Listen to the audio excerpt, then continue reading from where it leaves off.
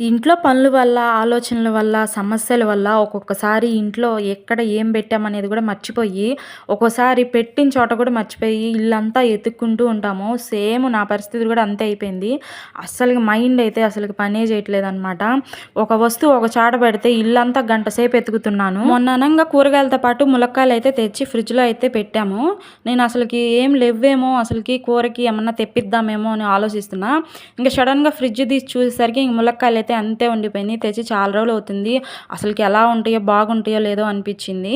కానీ కట్ చేసి చూస్తే మటుకు బాగానే ఉన్నాయి. ఎప్పటికైనా ములక్కాయలు తెచ్చి ఒక 2, 3 రోజులు అయ్యి కొంచెం లైట్‌గా ఎండిపోయినట్టు అనిపిస్తే ఎమ్మటనే అవి ముక్కలు కట్ చేసి వాటర్‌లో అయితే ఒక అరగంట అయితే వేయండి.